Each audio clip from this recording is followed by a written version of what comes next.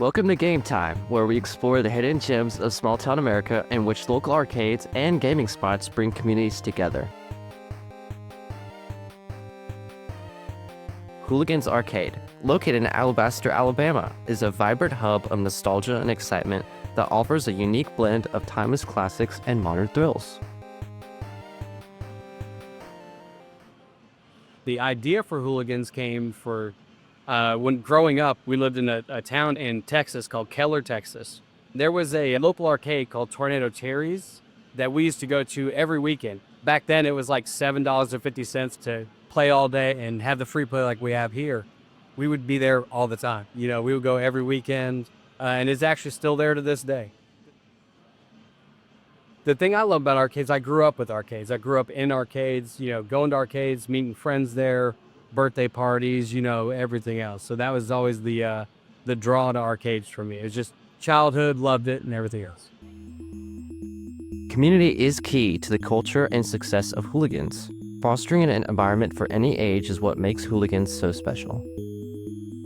I love to tell everybody that, we servers from 5 to 95 because the good part is all the people my age all grew up with these arcades. They grew up going to the same arcades I went to and everything else. And now they have kids. So they want to show their kids like where it all began, where it all started.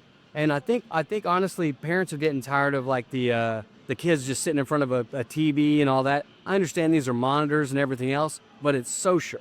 You're out with other people in the community. You're out with other kids in the community, and the kids get to interact and they know each other better and everything else. So we have plenty of people who come in, because we have games you can't find anywhere else. I mean, I just picked up a Tubin the other day, and those are just, they're on the rare side, and you can't play that just anywhere. But some of the communities that have been built around here is mainly our rhythm game community. I mean, we started out with one, busted DDR machine, and me and my buddy John, he helped me rebuild it, and we replaced the monitor, did a great job on it, and that really started off. The community was already here, but that started them more coming here.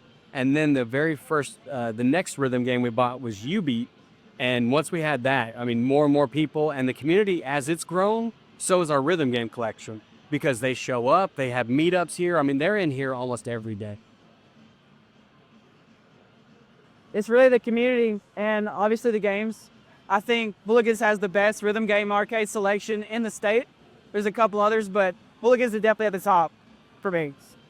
The thought for Hooligans came when I got tired of the corporate world, everything else. I had worked for Publix for 12 years in management, everything else. And then I just wanted to do something on my own and try that out while I was still young enough to do it and had plenty of opportunity.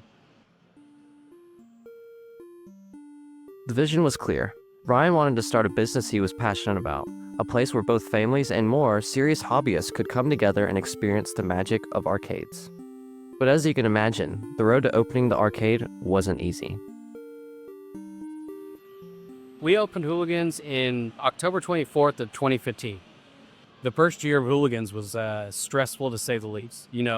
I've never been in business for myself. I've never done any of this. So it was a complete learning experience. So I had to learn how to, navigate the local governments and licensing and getting permits for build out and everything else. I've just never dealt with it. So that was stressful. So the first year was, hit or miss. We'd have really good days, then we'd have really bad days. And that's just how it went for a little while. For the first 6 years we were open, I still worked a day job. So I'm a butcher by trade. So I would start cutting meat at 6 o'clock in the morning, get off at 2:30 in the afternoon, and then we opened at 3. And by doing that, then all the money, we didn't have to pay ourselves. So for literally the first 6 years, we didn't even pay ourselves. So we just worked for free for 6 years, but on a dream of something that was much big. By doing that, all the money that came into Hooligans could be reinvested into Hooligans. So I could buy more machines, buy more games, and everything else. This location in particular, honestly, they were the only ones willing to work with a brand new business, somebody who's never been in business before. So that was a huge draw for us. It's not real expensive, because it's not the premier location here in Alabaster. And then also I live a mile down the road. So I'm a mile from home right now. Once he found a location, Ryan needed to figure out what games to buy and how'd he buy them. The very first game I ever purchased was a Star Wars pod racer. Got it from a guy right over here in Chelsea. But back then we had vendors, so people would bring games in, and it was on coin drop, and you would have the whatever the money went in, they would get a portion, we would get a portion, everything else, and then slowly over time I accumulated all my own games, and once we had all my own games, then all the vendors were out, and we went free play almost immediately. So we opened up, and it was. I tell people, I don't know how we made it sometimes, because it was not impressive when we opened up. We only had a few games on the floor, and luckily the community stuck with us. But now, we've been here almost 10 years now. So now I've made so many contacts with other arcades and just people who are into this stuff, that nowadays I'll just get phone calls from people asking if I'm interested in this game, that game, what have you.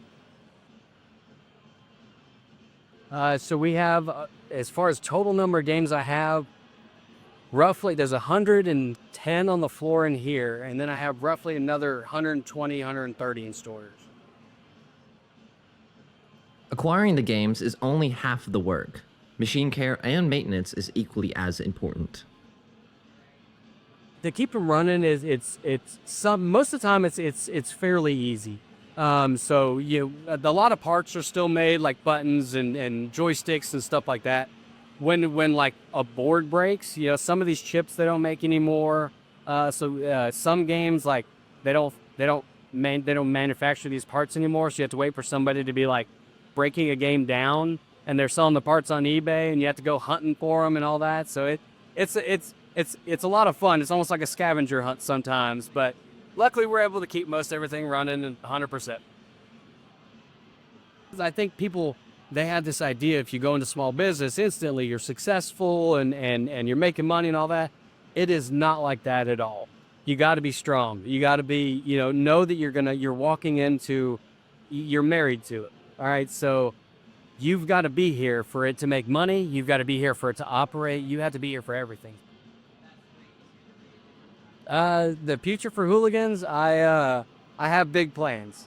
Let's just say I have big plans. I do plan on opening more locations. I actually plan on opening other businesses. So hopefully the arcade future in the Birmingham metro area is secure for a while. Thank you for joining our journey to small town America to learn more about Ryan Sykes' Hooligans Arcade. See you next time on Game Time.